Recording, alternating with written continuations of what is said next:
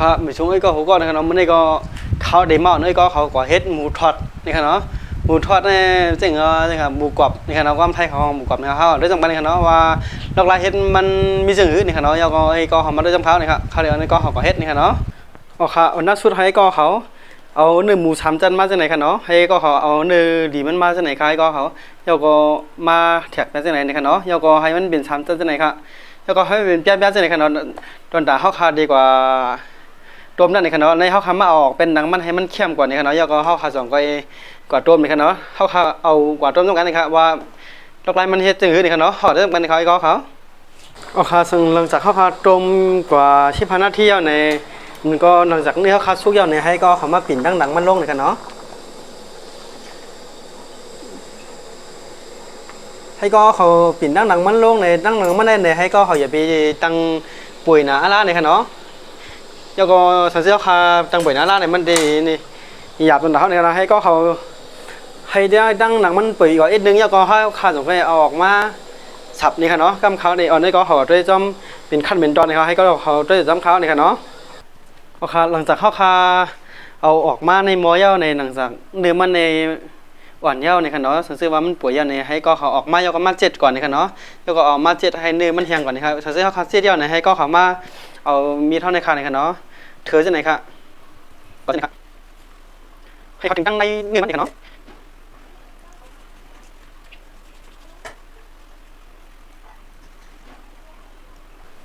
ค่ะสังเกตว่าเนื้อเขาคันในเธอก็เขาตั้งในมันยาวไหนให้ก็เอาจอในสับอะไรเนี่ยสังเกตไอ้ก็เขามีเห็นสับมันก็เอาสับมันสับอะไรเนี่ยนะให้ก็ด้วยสำคัญเลยครับ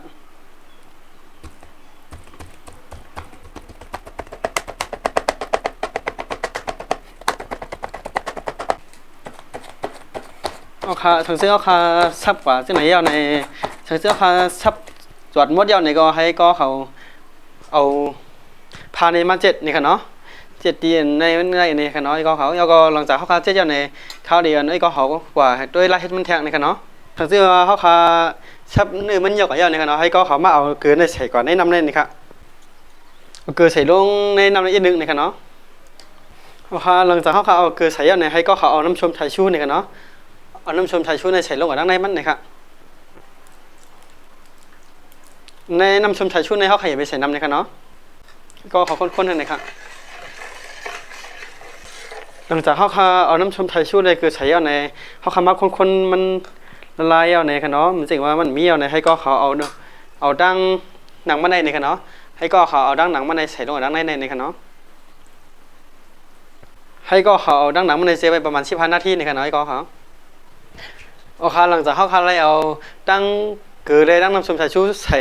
ไว้ในน้ำเนี่ยก็เขาเลยเอาเนื้อหมูเขาเซก่อเย่าในกันเนาะถึง15 นาทีเย่าในให้ก็เขาเอาขึ้นเนื้อหมูในมาใส่ขึ้นในหวานแล้วก็เขาตักแดดไว้ประมาณ2-3 ชั่วโมงหรือก็5-6 ชั่วโมงในกันเนาะเขาทำได้จำเป็นในกันเนาะว่าเขาเฮ็ดสิ่งอื่นครับโอเคหลังจากเขาเลยตักแห้งมาไว้ประมาณ3 ชั่วโมง4 ชั่วโมงในกันเนาะแล้วก็เขาเดี๋ยวเอามาใส่ในหม้อแล้วก็เอาน้ำมันถอดกันในกันเนาะพอหลังจากเขาใส่น้ำมันเย่านะครับเนาะเขาเดี๋ยวมาปิดไผ่มันนะครับอันนี้เขาเดี๋ยวจะไผ่อ่อนนะครับก็เขาหลังจากเขาเลยใส่ไผ่มันเย่าก็ในเขาเดี๋ยวไว้ก่อนให้น้ำมันออกอีกนึงนะครับเนาะกำลังเขาเดี๋ยวเอาในก็เขามัดด้วยทางกำมือนะครับหลังจากนี้น้ำมันออกไม่เย่านะครับเนาะโอเคอันนี้ก็สังเกตว่าเขาโคมมาถึงเย่าด่านๆในให้ไอ้ก็เขาเอาน้ำมันจองไห่เนื้อมันนี่ค่ะเนาะให้หนังมันป้องในค่ะไอ้ก็เขาโอเคในก่อนหลังจากเขาได้โคเยอะๆนี่ครับเราได้โคไม่เยอะนี่ครับเนาะก็เขาเลยยินเสียงมันเหมือนในนะครับเนาะส่วนมันเรียบกับให้ก็เขาจะยินเสียงจากไหนครับเขาเดี๋ยวมาถือนี่ก็เขานี่ครับ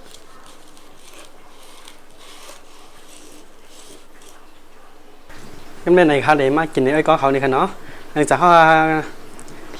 าขาดทอดเยอะๆนี่ครับเนาะว่ามันดีมันขึ้นนี่ครับเนาะ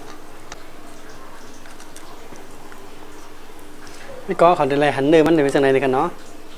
จากไหนใครก็เขาไปคือมันออกไป2 บัตรนี่กันเนาะ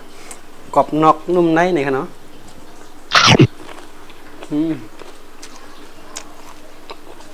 หนังเลยครับ